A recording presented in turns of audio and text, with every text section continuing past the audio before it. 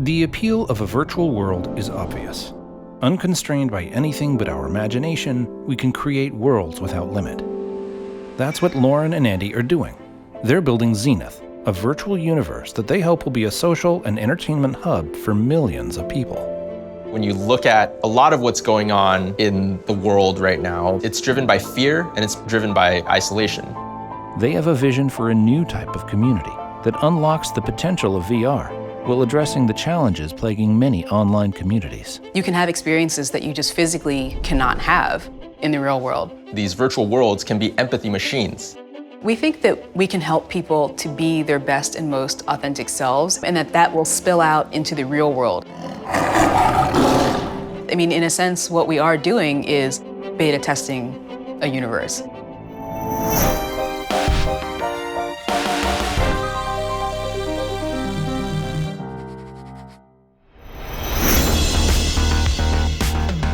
I'm sure you guys have seen or heard of Ready Player One.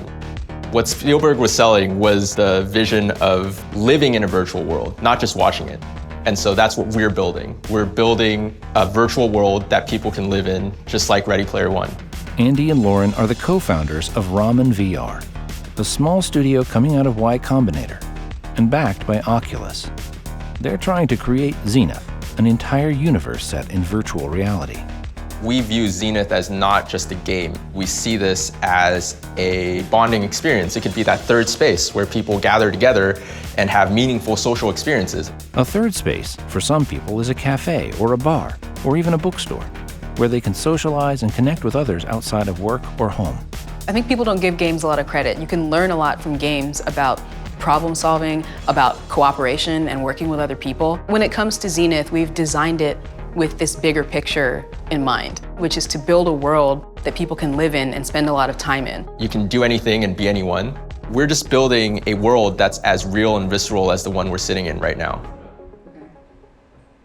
So how can we create a world that is a positive influence on society when it is just yet another virtual world that people can get lost in?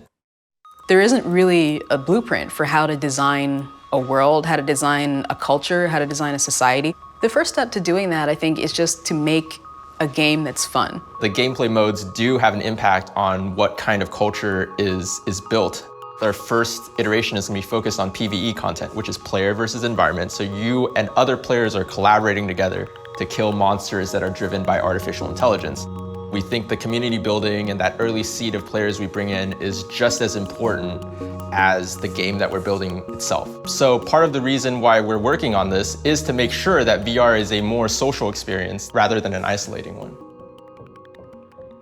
If recent history has taught us anything, it's that our virtual personas sometimes inhabit pretty terrible virtual worlds.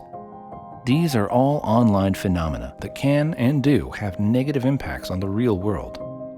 To be honest, it's not entirely clear that Lauren and Andy have all the answers, and I think they would be the first to admit that. And they're working really hard to learn from those mistakes. They're building the universe that they want to inhabit. Some people feel like they can never be their whole selves ever in front of anyone else. Anonymity is definitely a double-edged sword because people can do great things and they can do terrible things if you don't know who they are. So I think one thing that might be interesting is the concept of pseudonymity. First thing, we wanted to make sure that people's avatars could reflect how they wanted to look. Everything from the height, to the face, to the skin tone, to the hair. And we also wanted the voice to reflect how people wanted to sound. It happens a lot where women who are in online games, as soon as you say something into the mic, there's a flood of harassment that comes in. So we want people to have the option to change their voice, and not just out of fear of harassment, but just because that's a part of who you are too. I guess everything can be used for good and for bad, right? I think it's more about, does that engagement lead to a positive outcome or a negative outcome? So for us, it's about building the positive feedback loops that cause people to be friendlier and better to each other and to really realize the potential in themselves. I think it's fair to say that right now no one knows how to do this. This is a new thing that people are still figuring out.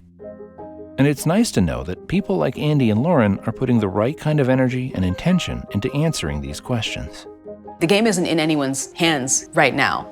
But honestly, one of the things that I'm proudest of that we've done so far is build a community. We have a community of about 6,000 people right now on Discord. And that community is very strong, it's very passionate. This is when you see, does this float when you stick it all together, or does it sink? One thing is clear. More people will be doing this. And that means more people will need to ask a serious question. What kind of universe do I want to create? With Zenith, gameplay becomes the shared experience that people bond over. I think if this succeeds, it'll have a transformative effect on how our society works and functions in the long term. Thanks for watching. I hope you liked this video. Please follow us on Facebook, YouTube, and Instagram so that we can continue to share stories about people thinking differently and changing the world.